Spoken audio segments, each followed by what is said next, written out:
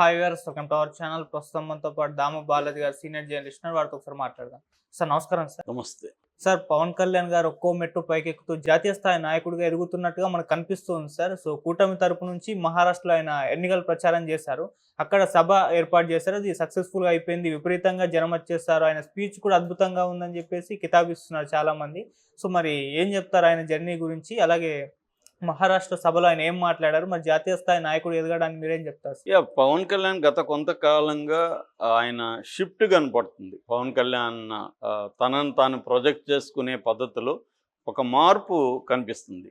అదేంటంటే, ఒకటి ఆంధ్ర రాజకీయాలని తనకు అనుకూలంగా మలుచుకునే కార్యక్రమం ఒకటి కనబడుతుంది. రెండు, చంద్రబాబు ప్రభుత్వాన్ని తనకు అనుకూలమైన నిర్ణయాలు తీసుకునే విధంగా ప్రెజర్ చేయడం, ఇలా ప్రెజర్ పాలిటిక్స్ అంటారు. ఆ ప్రెజర్ పాలిటిక్స్ చేయడం అనేది రెండవ అంశం. మూడవ అంశం, జాతీయ రాజకీయాలకి తాను వెళ్ళాలి అంటే ఆంధ్ర తెలంగాణలో కాకుండా ప్రధానంగా సౌత్ ఇండియాలో ఒక యోగిలాగా, సౌత్ ఇండియన్ యోగి లాగా ప్రొజెక్ట్ అవ్వాలి అనేది కనబడుతుంది. అందుకని ఆయన వేషభాషలు కూడా ఆ మధ్య కాషాయం కట్టుకోవడం, బట్టలు అట్లాంటివి కట్టుకోవడం, సనాతన ధర్మానికి సంబంధించిన ప్రాయచిత్త దీక్ష చేయడం 11 రోజుల పాటు, తిరుపతి లడ్డూను కూడా చంద్రబాబు నుంచి తను హైజాక్ చేయడం, ఆ క్రమంలో జాతీయ స్థాయిలో సనాతన బోర్డు ఒకటి నెలకొల్పాలనే డిమాండ్ తీసుకురావడం, ఆ తర్వాత తమిళ పాలిటిక్స్లో కూడా ఆయన ఎంటర్ అయినట్టు కనబడుతుంది. ఈవెన్ విజయ్కి కంగ్రాట్స్ చెప్పేటప్పుడు కూడా ఆయన సాధువు సన్యాసులు ఇదే భాష మాట్లాడాడు. సో అట్లాగే బంగ్లాదేశ్ హిందువుల గురించి కూడా ఆయన మాట్లాడాడు. అంటే ఒక జాతీయ నాయకుడిలాగా ఆయన బిహేవ్ చేయడం అనేది స్టార్ట్ అయిపోయింది ఆల్రెడీ. ఇప్పుడు ఆయనకి లక్ ఏంటంటే, సౌత్ ఇండియాలో బీజేపీ వీక్గా ఉంది కాబట్టి ఈయనకి ఒక charisma, cinematic charisma, public persona ఉంది కాబట్టి ఈయన్ని సౌత్ ఇండియాలో ఇతర రాష్ట్రాల్లో కూడా తిప్పాలి, ముఖ్యంగా తమిళనాడులో ఈయన్ని ఇన్వాల్వ్ చేయాలనేది బీజేపీకి ఉంది. బీజేపీ లాంగ్ టర్మ్ ప్లాన్ ఏంటంటే, బీజేపీ ఎప్పుడు కూడా 10 ఏళ్ల ప్లాన్ ముందుకు వేసుకుంటుంది. వాళ్ళంత ఈజీగా ఏదో ఆషామాషిగా ఏమి మోడీ ఇంతకాలం అధికారంలో ఉన్నాడంటే వాళ్ళ వ్యూహాలు, ఎత్తుగళ్ళు చాలా స్ట్రాంగ్గా ఉంటాయి. అందుకని 4 సార్లు సీఎంగా, 3 సార్లు ప్రధానమంత్రిగా ఉండగలిగాడంటే ఇట్స్ నాట్ ఏ జోక్. మళ్ళీ కూడా ఆయన నెక్స్ట్ టైం కూడా మోడీనే ఉండాలనేది ప్లాన్. ఎందుకంటే ఏజ్ అనేది పెద్ద విషయం కాదు. ఆయన యాక్టివ్గా ఉన్నారు. ఇప్పుడు ట్రంప్ కూడా 78 ఏళ్ల వయసులో ప్రెసిడెంట్ అయ్యాడు. కాబట్టి మోడీకి కూడా 75, 76 వస్తాయి. మళ్ళీ ఒక 5 ఏళ్ళు ఉండడం పెద్ద విషయం కాదు. కాబట్టి మోడీకి ఆ వ్యూహాల్లో భాగంగా పవన్ కళ్యాణ్ను తనకు అనుకూలంగా ఉంటాడు కాబట్టి పవన్ కళ్యాణ్ని వాడుకుందాం అనేది మోడీకి ఉన్న అండర్స్టాండింగ్. ఎందుకంటే చంద్రబాబు డిపెండబుల్ కాదు, చంద్రబాబు కంటే పవన్ కళ్యాణ్ డిపెండబుల్ అనేది మోడీకి ఉన్న ఇది. పవన్ కళ్యాణ్కి కూడా ఏం కావాలి, తనకు ఒక బలమైన ఫోర్స్ ఉంటే తను పైకి ఎదగడానికి ఛాన్స్ ఉంటుంది. తను సొంతంగా ఎదగడం అనేది పవన్ కళ్యాణ్కి సాధ్యం కాదని 10 ఏళ్లలో మనం చూసాం. అందుకని ఆయన ఈసారి పొత్తులు పెట్టుకొని 21 గెలిచాడు. నేషనల్ లెవెల్లో కూడా 2 ఎంపీలు గెలవగలిగారు, కొంత త్యాగం చేసినప్పటికి కూడా. సో ఇప్పుడు పవన్ కళ్యాణ్ జాతీయ నాయకుడికి ఎదగాలని ఒక ప్లాన్ పవన్ కళ్యాణ్కి కూడా ఉంది. దాని ద్వారా ఆంధ్రప్రదేశ్లో కూడా తన ఇది పెరుగుతుంది అనేది ఉంది. ఈ కాంటెక్స్లో వాళ్ళు మహారాష్ట్రలో ఎన్నికల సందర్భంగా పవన్ కళ్యాణ్ పిలిచారు. ఎందుకంటే మహారాష్ట్రలో తెలుగు వాళ్ళ సంఖ్య కూడా కొన్ని నియోజకవర్గాల్లో గణనీయంగా ఉంది.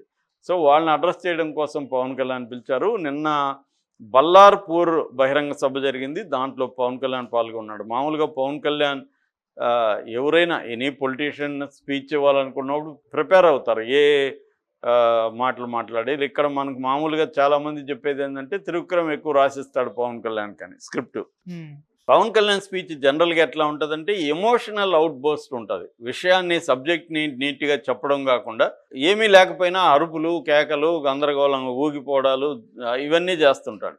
అంటే సినిమాలో ఎట్లయితే ఒక హీరో ఊగిపోతూ చేస్తే ప్రజల్లో ఇది వస్తుందో అదే బయట కూడా సినిమా హీరోలాగానే అతను ప్రవర్తిస్తుంటాడు. కానీ ఇక్కడ నిన్న ఉపన్యాసం మాత్రం డిఫరెంట్గా ఉంది. ఎందుకంటే అక్కడ తన ఫ్యాన్స్, తన అభిమానులు లేరు కాబట్టి, ప్రజలు ఉన్నారు. రెండోది జాతీయ మీడియా కవర్ చేస్తుంది కాబట్టి చాలా జాగ్రత్తగా అక్కడ ఏమేమి మాట్లాడాలనేది బాగా ప్లాన్ చేసుకొని సిస్టమేటిక్గా మాట్లాడినట్టుగా మనకు అర్థమవుతుంది. పవన్ కళ్యాణ్ మాట్లాడిన పద్ధతి కానీ, తన మధ్యలో మరాఠీ పదాలు వాడడం, హిందీ పదాలు వాడడం, ఇవన్నీ చేయడం కానీ జాగ్రత్త వ్యూహాత్మకంగా ఉంది ఆ స్పీచ్. Okay. మేబీ బీజేపీ వాళ్ళు కూడా అతనికి హెల్ప్ చేస్తుండొచ్చు. ఎందుకంటే బీజేపీలో ఇట్లాంటి ముదుర్లు చాలామంది ఉన్నారు, ఎక్కడెక్కడ ఎలాంటి స్పీచ్లు ఇవ్వాలని. సో కొద్దిగా మోడీ మోడల్ని కూడా ఈయన అడాప్ట్ చేసుకున్నట్టుగా ఉంది. మోడీ మోడల్ ఏంటంటే ఎక్కడికి పోయినా ఆయన హిందూ మత దీనికి సంబంధించి మాట్లాడతాడు, అట్లాగే స్థానిక సమస్యలు అనేవి కంపల్సరీ మాట్లాడతాడు. లోకల్ ప్రజలను ఆకట్టుకునే విధంగా కొన్ని పదాలు మాట్లాడడం, కొన్ని విషయాల్ని టచ్ చేయడం అనేది మోడీ స్పీచ్లో ఉండే ప్రత్యేకత. అదే ప్రత్యేకతని పవన్ కళ్యాణ్ కూడా అడాప్ట్ చేసుకున్నట్టుగా మనకు కనపడుతుంది. నిన్న చూస్తే ప్రధానంగా ఆయనలో 2 ధోరణులు మనం చెప్పచ్చు. ఒకటి జాతీయవాదం, 2 ప్రాంతీయవాదం. ఈ 2 అంశాలని మిక్స్ చేశాడు అక్కడ. అంటే ప్రాంతీయవాదంతో కూడిన జాతీయవాదం అనే కాన్సెప్ట్ని పవన్ కళ్యాణ్ తీసుకొచ్చాడు. దీనికి శివసేనని అక్కడ పవర్ఫుల్గా వాడుకున్నాడు. నిజానికి శివసేన అక్కడ 2 గ్రూపులుగా ఉంది, కానీ ఇతను ఆ 2 గ్రూపులను ఐడెంటిఫై చేయకుండా శివసేన నా గ్రూపే, మా వైపు ఉన్న గ్రూపే శివసేన, అది కాదు అన్నట్టుగా తీసుకున్నాడు. సో ఫస్ట్ ఈయన మాట్లాడడంలో ఏంటంటే శివసేనలాగే జనసేన కూడా ఏర్పడిందని కంపేర్ చేశాడు. అట్లాగే మరాఠీలో యోధుడైన శివాజీని తీసుకున్నాడు.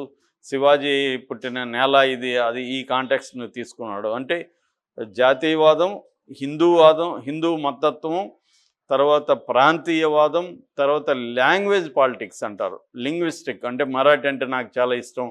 ఆయన పవన్ కళ్యాణ్ ముందు నుంచి కూడా ఈ లక్షణం, ఎక్కడ పోయినా అదంటే నాకు ఇష్టం అని చెప్తుంటాడు. ఇక్కడ టీ తాగాను, అక్కడంతా వీధుల్లో తిరిగాను.